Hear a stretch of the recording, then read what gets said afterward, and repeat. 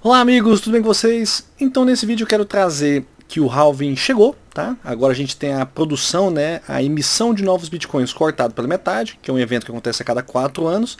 Mas eu quero trazer aqui todas as implicações e possíveis implicações em relação a esse evento, tá? Que pra gente que mexe com Bitcoin e tal é bastante importante e porque você também deveria saber disso e quais oportunidades que isso vai te proporcionar nos próximos meses. Mas tudo isso depois da vinheta.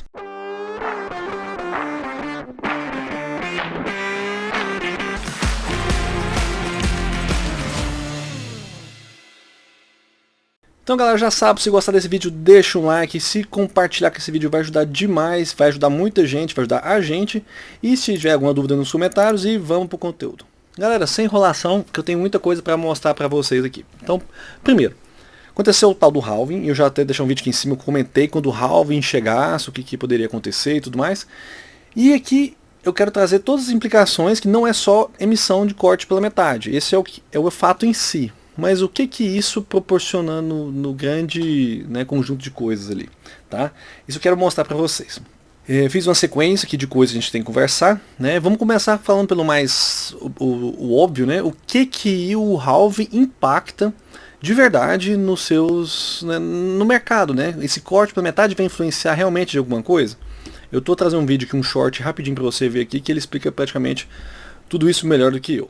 Vou dar um play aqui para vocês ouvirem aqui. I think probably this is the chart that I think will tell the story the best about whether we should or should not be caring too much about the halving in terms of its financial impact, right? Looking at how much is it going to impact markets and everything around it. We've got our issuance down here about 70 million. Something like 50 times bigger than that is our ETF trade volume. Something like 110 times or 120 times bigger than issuance is our spot volume, and 830 times bigger than issuance is our futures trade volume. So in the grand scheme of things, our issuance is not the biggest part of this entire pie, not the biggest part of the mix. We're really talking about, at best, something like a 1% of what's going on in spot markets. Like we're talking about sub 1% volumes. So as a result, I would look at the equation and go, is the halving priced in? And I would say it just doesn't matter. The size of the halving, it's a narrative game more than that is in terms of size now. It is just very, very small. I think. Então, como vocês ouviram que o James, tá? Se vocês quiserem seguir esse cara é muito bom, tá? Ele tem um canal que fala só de análise on-chain, ajuda muito, infinitamente melhor de tudo que eu falo aqui. Segue lá. E é o seguinte, você viu? Então o preço, né, do impacto do halving não faz preço nenhum. Pô, o halving já foi precificado. Cara, não importa, porque não faz diferença nenhuma, tá? Porque, você viu, não corresponde a nem 1% do mercado spot, sem contar que o futuro é muito, muito maior. Então, esse é o primeiro ponto. O halving vai fazer algum impacto no preço? Não. Mas ele falou, mas é uma questão mais de narrativa. E agora eu quero trazer mais uma questão agora do que acontece geralmente quando temos um halving. Ó, aqui eu vou trazer para vocês, aqui são os retornos depois do halving. Então aqui nessa linha inicial aqui marca o ponto do halving, que foi agora ontem à noite, tá? Esse vídeo vai sair para vocês agora no sábado. E olha só, você vê que aqui no canto esquerdo tem quantas vezes teve o retorno aqui, né? O primeiro ciclo, por exemplo, o Bitcoin depois do halving, até o topo foi vezes 100. Então assim, o primeiro ciclo, geralmente eu nem gosto de considerar ele que ele é muito grande. Mas você percebe alguma coisa que é muito interessante. Você percebe que depois o preço pode vir cair, tá? Pode andar de lado, pode subir um pouquinho, mas você percebe que nessa faixa dos 50 dias, olha só, 40, 50 dias aqui, daqui para frente a gente começa a subir, tá? E começa a subir muito forte. Se eu botar para vocês, só vocês terem ideia de escala, né? Se eu botar na escala linear, olha aqui a diferença, tá? Por isso que o primeiro ciclo é muito, muito quebrado perto dos outros, né? Então você tira o primeiro. E você vê que depois, mais ou menos, dessa faixa, a gente começa meio que a andar de lado, subindo, mas depois o halving tem um efeito mais psicológico e tudo mais, com o tempo lá na frente, tá? E a gente começa a ter os retornos maiores. Então no outro ciclo a gente teve um retorno de 20... Cadê? De 30 vezes. Esse outro aqui, o topo, vamos pegar até o abril aqui, ó, que foi o topo que eu considero como fosse o topo. A gente parou num retorno de 7. Talvez agora tenhamos um retorno aqui nesse meio termo aqui embaixo, em torno de 2 ou 3 aqui. É uma expectativa minha. Eu não espero que a gente suba vezes 7 agora, muito menos 30, tá? Isso aqui praticamente é irreal, né? É mais fácil a gente seguir mais ou menos essa linha e parar nessa faixa aqui do 3, por exemplo. Vamos triplicar o preço, estourando de agora tá nos 65, 70, estourando 200. Estourando mesmo. Eu não acho que vai passar disso. Eu acho que 150 é um valor que está passando de bom. Vezes 2 já seria muito bom. Então, isso aqui é o que acontece geralmente com o preço após o halving, tá? Isso aqui é o padrãozão. Mas, tá, Breno, o que mais? O que mudou? Teve uma coisa que mudou bastante, que agora é relacionada a novidades. Vamos trazer agora as novidades. O que eu trouxe agora são passados, são coisas que já são sabidas. Agora vamos trazer o que está acontecendo de novo aqui. Vamos voltar para minha tela aqui. Aqui, nesse site aqui do Mempool, é onde vai a formação dos blocos do Bitcoin aqui, né? Cada quadradinho desse é uma transação, cada um pagou uma taxa e tudo mais e montou esse bloco. Vamos lá. Este bloco que está aqui, ó, douradinho no meio, foi o bloco do halving, tá? Beleza? Você observa que os blocos antes deles, ó, vou pegar um antes dele.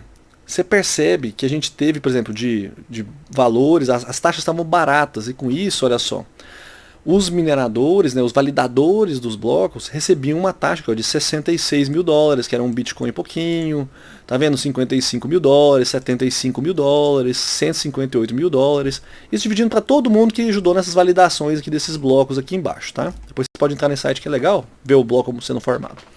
Só que no bloco do halving, olha só, esse valor, que estava de 66 mil dólares, pulou para 2 milhões e 400 mil dólares de taxa que a galera pagou para montar esse bloco aqui. E se pensa, mas às vezes é um bloco específico, era uma coisa pontual. Olha o bloco depois. Já vem para 286, 400, 1 milhão e pouco, 1 milhão e 500, 1 milhão e 900. E foi. E foi aumentando, e foi aumentando, e foi aumentando. E isso a gente vai trazendo uma outra imagem aqui. Que, por exemplo, olha só o tanto que de ontem para hoje as transações, os valores de taxas explodiram na rede do Bitcoin. E isso já vem acontecendo assim, já tem um certo tempo. Eu vou trazer outra imagem aqui, olha só. Porque antes de 2017 você percebe que as taxas do Bitcoin nem existiam, eram pífias, mortas, né? A galera ganhava dinheiro realmente minerando o Bitcoin. Hoje minerar o Bitcoin já não dá muita grana. Mas assim, nos picos, olha só, toda vez que o Bitcoin entra em euforia, a galera começa a comprar e muito. Ó. Então acerta meio que o topo, olha aqui, ó, 2017, aqui no topo aqui de 2021. Só que agora, você percebe que a gente estava lá nos 28 mil dólares, já tinha pico de taxa.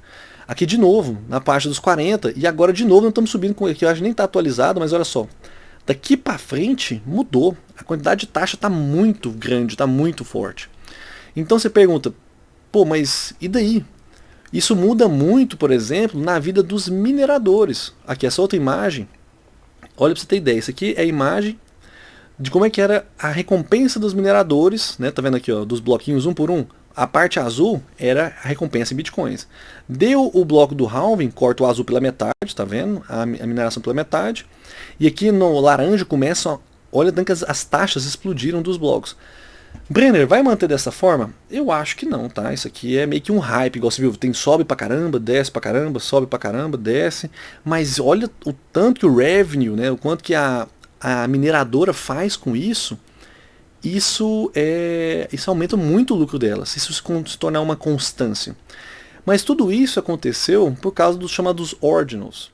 Os ordinals é onde o cara tentou criar uns NFTs dentro da rede do Bitcoin, onde você pode, né, classificar os satoshis em raridades, você pode agora no Bitcoin criar imagens, músicas, coisas, a gente pôs música lá dentro da rede do Bitcoin, paga um bloco, paga mais caro, ocupa um pedaço maior do bloco e põe a informação que quer lá dentro, e isso está se tornando as taxas mais caras, o que abre, né, ideias de investimentos, por exemplo, nas mineradoras. Se você não sabe, vou deixar um vídeo aqui em cima sobre as melhores mineradoras, se vale a pena comprar ou não.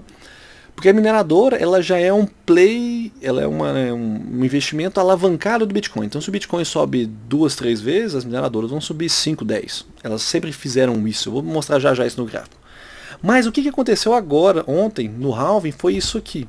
Deixa eu voltar de novo para a minha tela aqui. Foram tal das runas. Vamos lá. O que é runas? Runas é a evolução dos Ordinals, criado também pelo mesmo cara, o Casey Rodamore. Ele que é o criador dos Ordinals também criou as runas de maneira a ser mais efetiva, tá? Vou trazer então que aqui tem a descrição dele, por que ele quis fazer isso e notas e tudo mais. Então assim, é só uma página só, mas isso já é uma melhora muito grande do que tinha dos Ordinals.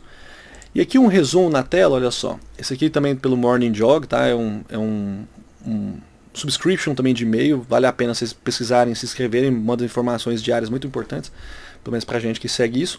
E olha o modelo de comparação. Por exemplo, tinha os BRC20, né, que é o baseado nos Ordinals, né? E agora foram feitas as runas. E aqui está a comparação de um com o outro. Eles simplificaram, deixaram as taxas mais baratas, não ficam entupindo e atrasando as transações tradicionais. Então assim, tem poucas pegadas on-chain.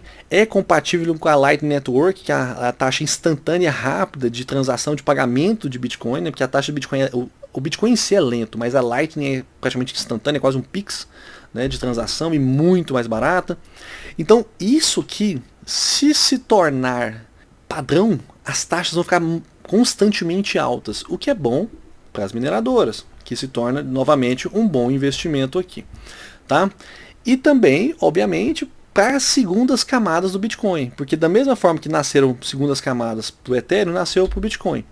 E vou trazer aqui no gráfico, por exemplo, esse aqui é Stacks. É uma segunda camada, na verdade, a maior segunda camada do Bitcoin. Então, puxando aqui para a análise técnica, percebe-se que ela está num belíssimo canal de alta, parecendo o Bitcoin. Tá? O Bitcoin rompeu a máxima, ele rompeu a máscara. Só que enquanto o Bitcoin, do fundo até o topo, multiplicou por 3, 4, a Stacks, que é o do fundo, até o preço de hoje, foi 1.175%. Até o topo, olha, foi 1.700%. Extremamente mais volátil. E, por exemplo, isso tudo já foi, comprou no mesma data do fundo do Bitcoin, ele fez fundo também. Isso também vale para as mineradoras. Vamos pegar a mineradora aqui, por exemplo, a CleanSpark. Olha só. A CleanSpark também, se tivesse comprado também na mesma data também do Bitcoin, olha só.